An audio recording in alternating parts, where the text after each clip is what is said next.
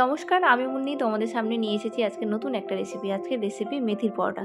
তো চলো সকালবেলার ব্রেকফাস্টে কীভাবে আমরা তাড়াতাড়ি এই মেথির পরোটা বানাবো সেটা একবার দেখে নিই। প্রথমে নিয়েছি আদা, কাঁচা লঙ্কা আর কিছুটা রসুনের কোয়া।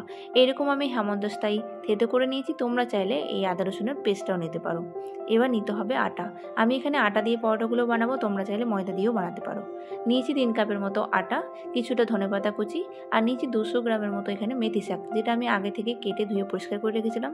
দিয়ে দিলাম হাফ চামচের মতো বিট লবণ, দিয়ে দিলাম পরিমাণ মতো আমাদের নর্মাল লবণ যেটা আমরা খাই, তারপরে দিলাম একটু হলুদ আর দিয়েছি একটু চিনি। তারপর তোমরা আজওয়াইন অ্যাড করতে পারো, আমি এখানে জিরা অ্যাড করেছি।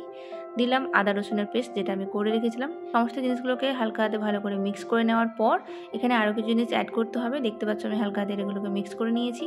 তারপরে দিয়ে দিলাম 2 থেকে 3 চামচের মতো টক দই, যেটা দিলে পরোটাগুলো খুব সফট হয়। দইটা অবশ্যই মাস্ট দরকার, দইটা দিলে টেস্টও হয় এবং সফটও হয়। তো এখানে আমি দই অ্যাড করেছি। এবার একটু একটু করে জল অ্যাড করে আমি আটাটাকে ভালো করে মেখে নেব।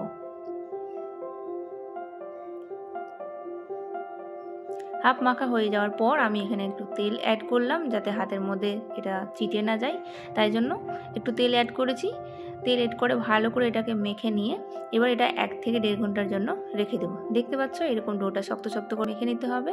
1 ঘন্টা পর আমি এবার পরোটাগুলোকে ভেজে নেব। তো দেখতে পাচ্ছ একটু লুজ হয়ে গেছে, তোমরা চাইলে আটা দিয়ে এটাকে একটু শক্ত করে নিতে পারো। আমার মনে হলো ঠিকঠাক আছে, তাই এবার এটাকে লেচিগুলো কেটে পরোটাগুলোকে এবার বেলে নেব।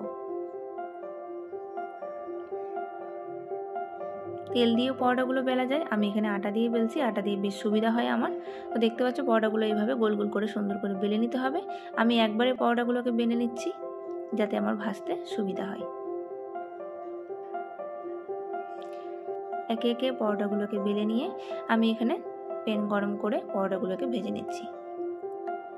এইভাবে পরোটাগুলোকে তেল দিয়ে হালকা করে উল্টে পাল্টে গোল্ডেন ব্রাউন করে ভেজে নিতে হবে।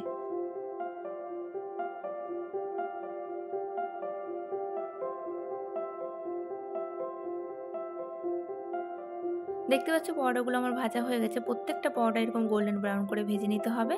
তারপরে এবার সার্ভ করব। আমি সার্ভ করছি টক দই, আলুর চচ্চড়ি আর সস দিয়ে। তোমরা চাইলে যে কোনো জিনিসের সাথে এটা এনজয় করতে পারো। আশা করি ভালো লাগবে। আজকের রেসিপিটা ভালো লেগে থাকলে অবশ্যই একটা লাইক করে দিও। সবাই সুস্থ থেকো, ভালো থেকো। দেখা হবে একটা নতুন রেসিপির সাথে। টাটা।